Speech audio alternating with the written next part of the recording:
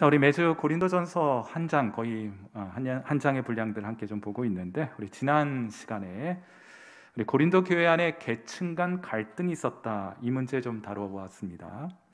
성만찬의 자리에서 형편 좋은 교인들이 상석에 앉아서 떡과 포도주를 양껏 먹어버렸기 때문에 다른 교인들을 위한 성찬이 남지 않게 되는 그런 상황이 발생했죠. 이들은 성찬의 근본 정신, 곧 하나됨의 정신을 심각하게 훼손하였습니다.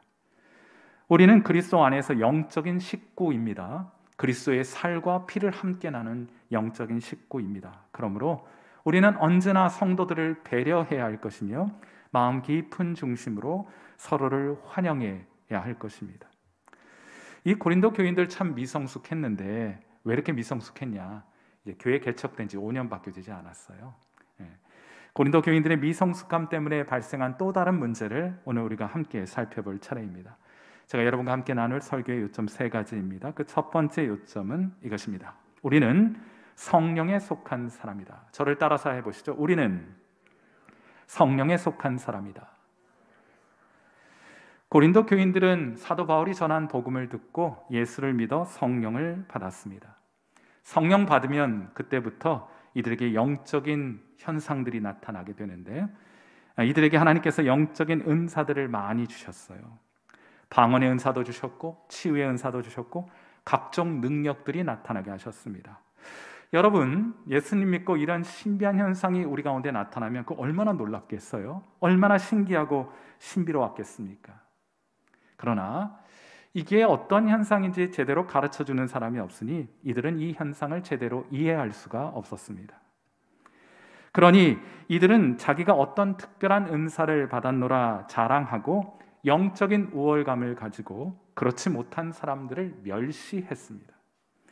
고린도전서 12장 19절부터 21절에 이런 내용이 깔려 있는데, 전제로 되어 있는데 우리 같이 한번 보시죠. 만일 다 한 지체뿐이면 몸은 어디냐? 이제 지체는 많으나 몸은 하나라. 눈이 손더러 내가 너를 쓸 데가 없다 하거나 또한 머리가 발더러 내가 너를 쓸 데가 없다 하지 못하리라 하고 말하고 있는데, 실제로 그런 현상이 고린도 교회에 나타났다는 거예요. 이들이 가진 영적 지식이 미성숙했기 때문에 나타난 현상이었습니다. 그들은 자신들이 받은 은사를 자기 자랑하는 데 사용하였고 그렇지 못한 형제와 자매들을 멸시하고 쓸데없다고 생각하는 지점까지 나아가게 됐던 거예요. 그리고 이것은 고린도 교회 안에 또 다른 분쟁의 불씨가 되었습니다. 고린도전서 12장 25절, 몸 가운데서 분쟁이 없고 오직 여러 지체가 서로 같이 돌보게 하셨느니라 하는 말씀 속에 이미 이들 안에 이 영적인 문제로 인하여 분쟁의 불씨가 이미 발생하였다 하는 것을 암시하고 있는 것이죠. 자, 이런 문제가 교회 안에 발생하자 참 감사하고 다행인 것은 고린도 교인들은 이 문제에 대한 처방을 영적 스승인 사도 바울에게 물을 수 있었다는 거예요.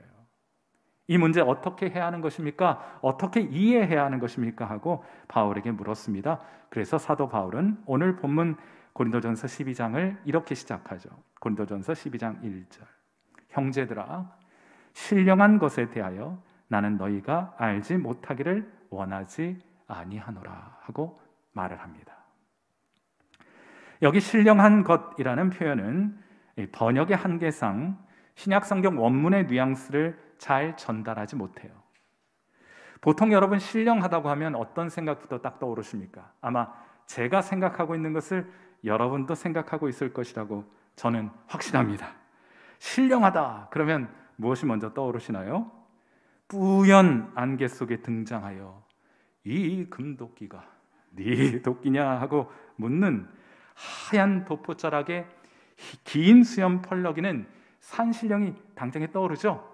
신령하다고 하면 우린 먼저 그런 거 떠오르기 마련이에요. 그런데 여기 신령하다는 것은 원어 성경의 푸뉴마티코스를 우리말로 번역해 놓은 것입니다. 그런데 이 푸뉴마티코스라는 단어는 두 개의 어휘가 결합되어 있는 형태인데, 푸뉴마라는 명사에 티코스라는 형용사를 만들어둔 전미어가 붙어있는 형태예요. 무슨 말인가 하면 푸뉴마가 혹시 여러분 무슨 뜻인지 알고 계신가요? 푸뉴마는 성령이라는 뜻이에요. 그러니까 푸뉴마티코스라는 것은 어떤 의미이냐? 성령에 속한, 성령과 함께하는, 성령의 인도하심을 받는 이라는 뜻이 되는 것입니다. 그러니까 오늘 본문을 통해 바울은 성령과 함께하는 사람들에게 나타나는 아주 구체적인 현상에 대해 말하고자 하는 것이에요. 여러분, 우리가 복음을 듣고 예수를 믿으면 하나님은 우리에게 성령을 부어주십니다. 구원을 받았다는 것은 무엇이냐? 저에게 아주 간략하게 요약하라 말한다면 구원을 받았다는 것은 예수 믿고 성령 받았다는 뜻이에요. 여러분은 복음을 듣고 예수를 믿어 성령을 받으셨습니까? 전 이게 항상 궁금해요.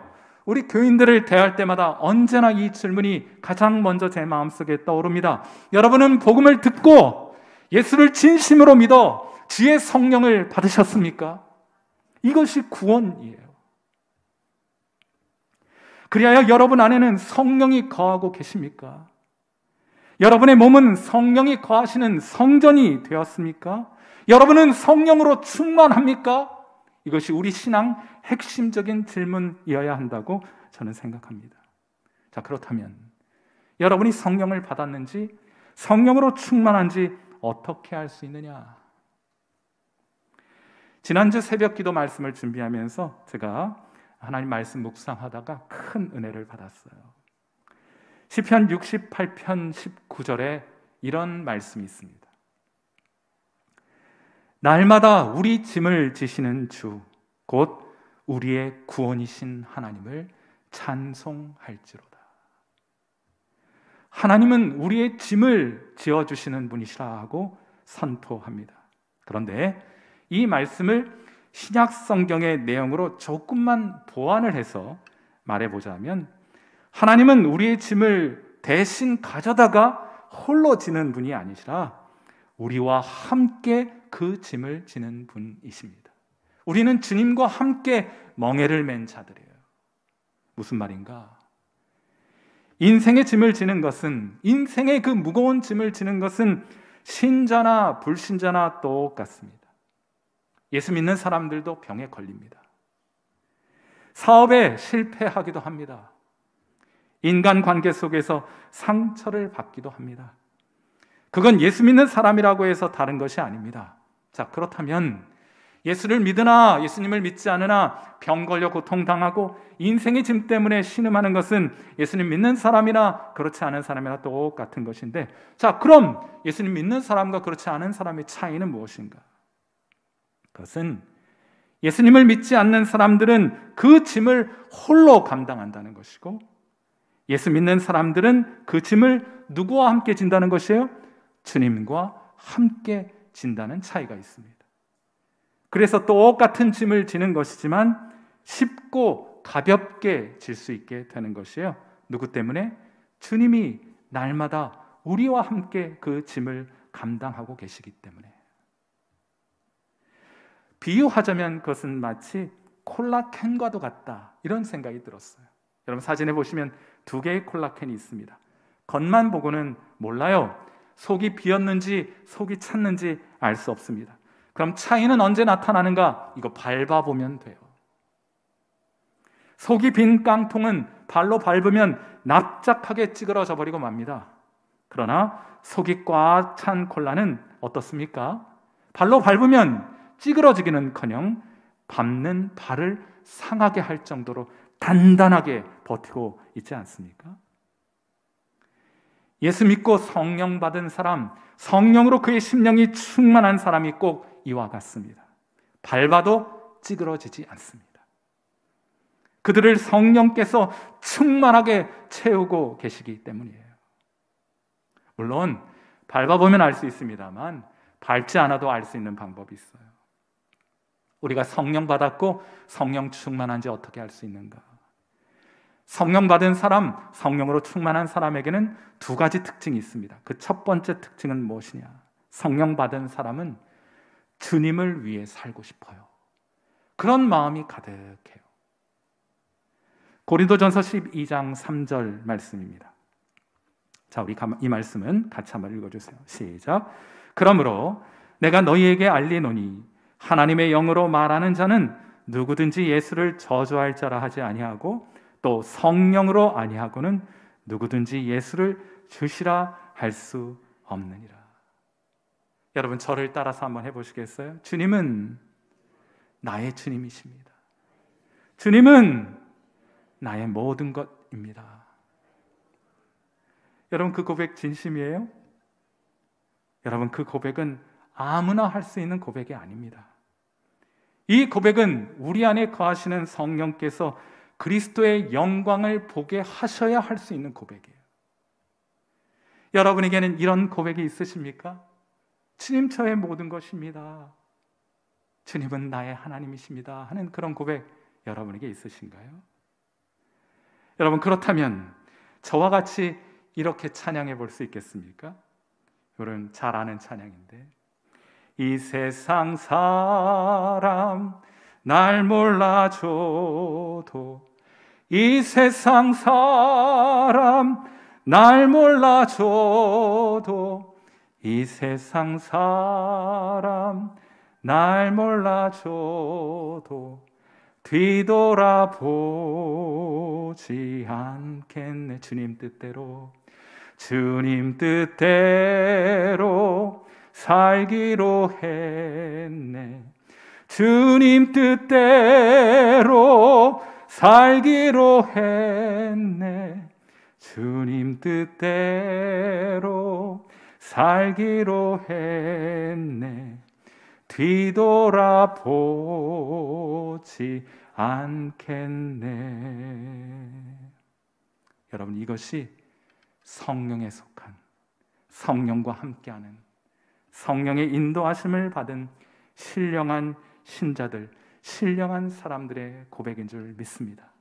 이런 고백 날마다 여러분의 삶 속에, 여러분의 심령 가운데 가득하여 입술로 하나님을 찬양하게 되는 거룩한 은혜가 있게 되기를 주님의 이름으로 축원해 드립니다. 오늘 설교의 두 번째 요점은 성령께서는 우리에게 은사를 주신다 하는 거예요. 고린도전서 12장 11절 말씀입니다. 이 모든 일은 같은 한 성령이 행하사 그의 뜻대로 각 사람에게 나누어 주시는 것이니. 은사를 설명하면서 이렇게 말해요. 왜 하나님은 우리에게 성령을 주시는가? 복음을 듣고 예수님을 믿으면 하나님께서 우리에게 성령을 주세요. 왜 주시는가? 쉽게 말씀드리자면 우리 주님 만날 날 아직 멀었어요. 언제인지 잘 모르지만은 우리 앞에 있습니다. 그때까지 우리의 믿음을 지켜주시고 우리를 안전하게 그 본향으로 인도해 가시기 위해, 우리를 돕기 위해 하나님께서 성령을 우리 가운데 부어주시는 거예요. 예수님께서 이 땅 가운데 계셨을 때 제자들 예수님이 직접 돌봐 주셨습니다. 모르는 말씀 해설해 주셨고, 힘들고 지칠 때 격려해 주셨고, 위로해 주셨고, 그들을 위해 기도해 주셨어요. 도와주셨다는 말이에요. 예수님 죽으시고 부활하시고 승천하신 이후에는 어떻게 되는가? 주께서 주의 성령을 우리 가운데 보내주셔서 그 일을 하게 하셨습니다. 그 일을 하시는 분이 누구예요? 바로 여러분 안에 거하시는 성령님께서 여러분을 돕고 계신 거예요. 여러분이 오늘까지 그나마 믿음을 이 모습이라도 지켜갈 수 있게 된 것 다 하나님의 은혜입니다. 그래서 성령의 다른 이름은 뭐예요? 보혜사라고 부르죠. 그 보혜사라는 말의 의미가 무엇입니까? 돕는 자라는 뜻이에요. 자, 그런데 제가 오늘 여러분과 좀 함께 나누고 싶은 것은 매우 흥미롭게도 성령께서 우리를 도우시는 방법이 매우 흥미롭습니다. 성령께서는 직접 우리를 도와주셔도 돼요. 성경에 어려운 문제 있으면 성령께 가지고 나가 하나님께서 직통 계시를 통해 그 말씀을 해설해 주시면 얼마나 좋겠어요. 우리를 기도해 주시거나 어려운 일 당했을 때 직접 하나님께서 우리를 능력 가운데 세워주시면 얼마나 좋겠어요. 직접 도와주시면 참 좋겠는데 성령께서는 그런 방식으로 돕지 않아요. 가끔 그런 경우도 있습니다만 보편적으로는 그렇게 돕지 않으세요. 우리를 도우실 때 성령께서는 사람들을 사용하세요. 우리로 하나님께서 성도들을 돕는 일에 성도들을 참여시킵니다. 그래서 여러분이 성령 받으면 교회를 섬기고 사람들을 돕고 싶은 마음이 생기게 되는 거예요. 이게 참 희한한 방법이에요. 이를 위해 성령께서는 우리가 교회를 잘 섬길 수 있도록 각 사람에게 선물, 곧 은사를 주십니다. 하나님은 직접 돕지 않으세요. 말씀에 어려웠거나 궁금한 점들이 있으면은 성령께서 직접 계시를 통해 여러분에게 해설해 주시는 것이 아니라 말씀의 은사를 가진 사람들을 통해서 그 말씀에 대한 해설을 제공하세요. 위로받고 싶으면 하나님이 직접 위로해 주셔도 좋죠. 그런데 그렇게 하지 않으시고 위로의 은사를 가진 성도들을 통해 여러분을 위로하시는 거예요. 이를 위해 하나님께서는 각 사람에게 은사라는 것을 주십니다. 고린도전서 12장 7절 말씀이에요. 각 사람에게 성령을 나타내시면 유익하게 하려 하심이라. 여러분, 누구에게 은사를 주신다고 말씀을 하세요? 각 사람에게 은사를 주십니다. 소수의 사람에게 몰아주시는 것이 아닙니다. 성령께서는 예수 믿는 사람이라면 누구라도 한 사람도 빠짐없이 모든 사람에게 골고루 성령의 은사를 나누어 주십니다. 무엇하도록? 성도들을 돕기 위하여, 교회를 잘 섬길 수 있도록 모든 사람에게 각양 은사를 골고루 나누어 주시게 돼요. 그러므로 성도 모두가 교회 안에서 자신의 은사를 잘 사용하게 되면 이를 통해 누가 나타나시게 되는 겁니까? 바로 여러분을 도우시는 성령께서 나타나시게 되는 거예요. 이것이 성령께서 우리를 돕는 방식입니다. 왜 꼭 그런 방식이어야 합니까? 하나님이 그렇게 계획해 놓으셨어요. 그렇게 디자인해 놓으셨어요. 저는 우리 교인들이 이 영적인 메커니즘을 잘 이해할 수 있게 되기를 간절히 바랍니다. 교회가 참 신비한 거예요. 제가 미국에서 유학을 마치고 귀국을 했을 때 감사하게도 천안에 있는 한 대학교의 교수로 채용이 되었습니다. 제가 이제 채용이 되고 방학 기간이어서 아직 이제 강의는 시작하지 않고 여름 방학 기간 정도 시간이 있어서 자유로운 시간이 좀 많이 있었던 때입니다. 얼마 후 개강을 하면 많이 바빠질 것 같아서 그 전에 아이들에게 아빠로서 좋은 추억을 좀 만들어주고 싶다 하는 생각을 가지게 되었습니다. 그래서 첫째 아이와는 무엇을 할까 생각을 하다가 초등학교 3학년 제 첫째 아들과 함께는 직소 퍼즐을 하나 한번 해보면 좋겠다 생각했어요. 직소 퍼즐 혹시 알고 계십니까? 작은 퍼즐을 맞추는 퍼즐 게임인데 일단 아들과 함께 서점으로 가서 퍼즐을 하나 구입해 왔습니다. 아빠로서 이런 생각도 했어요. 퍼즐을 하면서 인내심도 좀 키워줬으면 좋겠다. 이래가지고 제가 조금 욕심을 내어서 조금 많은 조각의 퍼즐을 골랐습니다. 그리고 그림은 역시 교육적이어야 하고 역시 그림은 명화이어야 하지 않겠냐 해서 그렇게 퍼즐을 하나 구입해서는 집으로 돌아와 아들과 함께 포장을 뜯고는 그 퍼즐 조각을 서재 한복판에 놓여있는 커다란 테이블 위에 쏟아 보았습니다. 세상에, 생각보다 훨씬 작은 손톱만한 크기의 퍼즐 조각들이 수북이 쌓아 올리더라고요. 자그마치 1000조각이었습니다. 게다가 제가 누구의 작품을 골랐는지 아십니까? 제가 평소 빈센트 반 고흐의 작품을 참 좋아하는데 고흐 작품이어야 한다. 그 중에 제가 고흐가 그린 그림이 많습니다만 그 중에 제가 고른 그림이 뭔가 하면 그 유명한 해바라기였어요. 세상에 퍼즐 조각이 온통 노란색이었어요.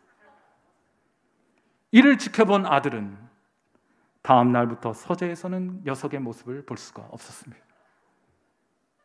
추억은 저 혼자 만들었습니다. 몇 날 며칠 눈이 빠져라 노란색만 보고 살았습니다. 얼마나 걸렸는지 생각하기도 싫지만은 결국엔 저 퍼즐을 완성시켰어요. 얼마나 감격했는지. 책을 정성스럽게 액자로 만들어서 어떤 분께 선물을 드렸어요. 설교를 준비하다가 선물을 혹시 간직하고 계신지 궁금해서 전화를 드렸더니 선물을 아직까지 간직하고 계시더라고요. 저거 제가 만든 겁니다. 여러분 문득 은사에 대해 생각하자니 그때 생각이 났습니다. 성령의 은사란 이런 것이겠구나. 첫째로 은사는 한 조각이 아니라 작은 조각으로 나뉘어진 직소 퍼즐과 같은 것이구나 하고 생각했어요. 성령은 교인 한 사람 한 사람에게 은사를 골고루 나누어 주십니다. 그럼 어떻게 해야 성령의 위대한 걸작품이 완성될 수 있겠습니까? 그것은 우리 모두가 각자 작은 조각의 은사를 받은 우리 모두가 함께 모여서 자기의 은사를 가지고 서로를 돕고 섬기게 될 때 성령의 위대한 걸작품은 완성되게 되도록 하나님이 설계해 놓으셨어요. 하나님이 디자인해 놓으셨습니다. 둘째로 우리는 우리에게 있는 은사가 무엇인지 잘 모를 때가 많습니다. 방언의 은사, 신유의 은사, 예언의 은사, 저와 같이 말씀을 가르치는 은사나 혹은 찬양을 하시는 분, 찬양의 은사, 눈에 잘 띄어요. 누구라도 보면 그것이 은사겠구나 하는 생각 같습니다. 여러분 퍼즐을 맞추다 보면 퍼즐 조각에도 어떤 것은 매우 쉽게 이건 여기구나 하고 생각하게 하게끔 하는 퍼즐 조각이 있습니다. 예컨대 모서리 부분, 그건 4분의 1, 넷 중에 하나의 자리에 들어가게 마련이에요. 그런데 다른 많은 경우에 있어서는 어떤 은사를 가지고 있는지 잘 모를 때가 많습니다. 다들 그것이 그거 같은 노란색 조각 같은 때가 있습니다. 하지만 여러분 노란색이라고 해서 아무데나 꽂으면 됩니까? 안 됩니까? 안 돼요. 안 들어가요. 신기하게도 같은 노란색 비슷한 모양이라도 각자 자기만의 고유한 자리가 퍼즐 안에는 있습니다. 비슷하다고 해서 아무데나 꽂으면 퍼즐이 완성되지 않아요. 들어가질 않아요. 참 희한해요. 마지막으로 우리가 어떤 은사를 받았는지 모를 수는 있지만 우리가 교회에 어떠한 도움도 되지 않는 그런 경우는 있을 수 있다 없다? 그런 경우는 있을 수 없다입니다. 그렇기 때문에 우리는 서로에게 꼭 필요한 존재입니다. 한번 생각해 보세요. 1000조각의 퍼즐을 거의 다 맞추었는데 한 조각, 그 1000분의 1에 해당하는 한 조각을 잃어버렸다? 그런 일 일어나면 됩니까? 안 됩니까? 퍼즐 조각을 맞추는 사람은 그런 일 일어나면 안 되는 겁니다. 한 조각 없으면 만족할 수 없습니다. 그 한 조각 없는 것으로 인하여 전체 작품이 다 망쳐지게 되는 것이에요. 다 같은 노란색이니까 하나는 없어져도 되지 않는가? 그런 일은 퍼즐하는 사람에게는 절대로 있어서는 안 됩니다. 여러분, 어느 것 하나 소중하지 않은 조각이 없습니다. 완성을 위해서는 꼭 필요한 사람들인 거예요. 그러니 오늘 코로나에서 마스크 끼고 교회 안에서 말도 하기 좀 어려운 상황이긴 하지만은 옆에 계신 분들 한번 좀 쳐다보세요. 그리고 한번 이렇게 말해보세요. 집사님, 그 옆에 계신 분이 장로님이면은 장로님 이렇게 부르셔야 합니다. 집사님 부르시면 안 돼요. 네, 집사님은 우리에게 꼭 필요한 분이십니다.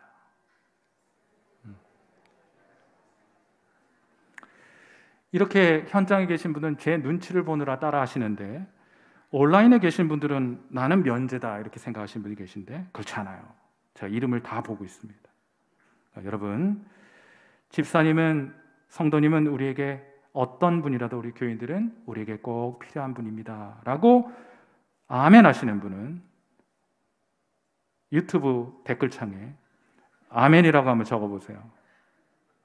여러분이 다 아멘 할 때까지 설교 진행하지 않겠습니다. 우리는 서로에게 꼭 필요한 사람들이에요. 자, 오늘 설교의 마지막 요점은 그러므로 이것입니다. 그래서 우리는 서로를 돌보는 자들이다 하는 거예요. 하나님 우리를 서로 돌보라고 교회 안으로 불러주셨어요.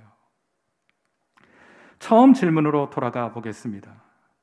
신령한 자들, 성령이 함께하는 자들, 성령에 속한 사람들, 성령의 인도하심을 받는 사람들에게는 두 가지 특징이 있다고 했어요. 그 첫 번째 특징은 성령을 받아 성령의 인도하심을 받는 사람들은 주님을 위해 살고 싶은 마음 가지게 된다. 이게 첫 번째 특징이에요.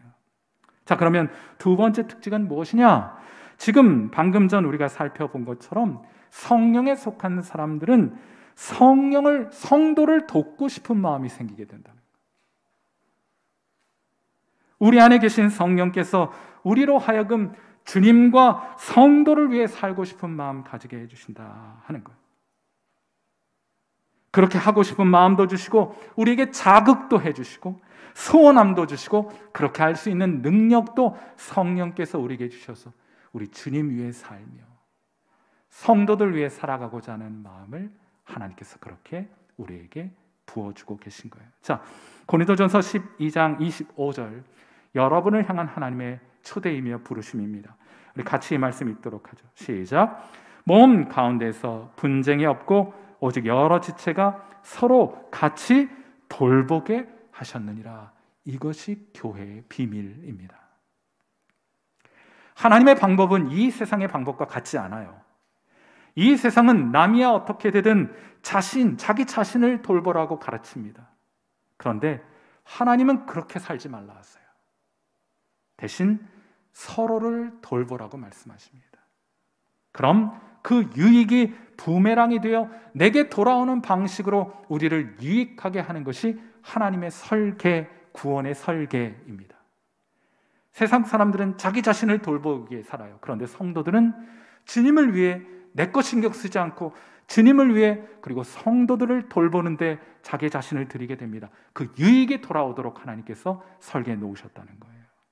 이것이 하나님의 방법입니다. 한 심리학자가 실험을 했습니다. 그는 세미나실에 모여있는 50명의 실험 대상자들에게 각각 풍선을 나눠주고 불게 한 후 그 위에 매직으로 자기 이름을 쓰게 했어요.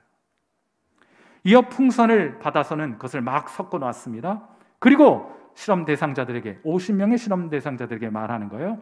5분 안에 자기 이름이 적힌 풍선을 찾으십시오. 시작하고 스탑워치를 눌렀습니다. 어떻게 되었을까요? 잠시 후 세미나실은 아수라장으로 변하고 말았습니다. 하지만 5분 내에 자기의 풍선을 찾은 사람은 아무도 없었습니다. 그러자 이번엔 스탑하고 실험자가 방법을 바꾸어서 다시 한번 해보자고 말합니다. 이번엔 아무 풍선이나 하나를 집어들었을 때 거기 이름이 적힌 사람에게 풍선을 건네주도록 했어요. 어떻게 되었겠습니까? 참가자 전원은 5분 안에 모두 자기의 이름이 적힌 풍선을 모두가 가지게 되었다는 거예요. 여러분, 신앙도 똑같습니다. 언제 성도는 가장 행복합니까? 언제 성도는 가장 영적으로 성숙할 수 있게 됩니까? 혼자만을 위해서가 아니라, 여러분 자신만을 위해 살 때가 아니라 성도들을 돕고 성도들을 섬길 때 성도는 가장 행복한 거예요. 영적으로 가장 성숙하고 성장하게 되는 것입니다. 신앙의 구조가 그렇게 되어 있어요. 하나님이 그렇게 설계해 놓으셨습니다. 다윗은 늘 하나님 집 지어드릴 생각으로 가득했습니다. 그런 마음 간절했어요. 하나님, 제가 하나님 집 좀 지어드릴게요. 하나님은 다윗의 제안을 거절하셨습니다. 그러나 그의 마음은 기쁘게 받으셨어요. 대신 하나님이 다문의 집을 세워주겠다 말씀하십니다. 구약 성전은 신약의 교회를 상징합니다. 여러분도 다윗처럼, 성전을 사모했던 다윗처럼 교회를 아끼고 사랑하는 성도 여러분 되시기를 주님의 이름으로 축원합니다.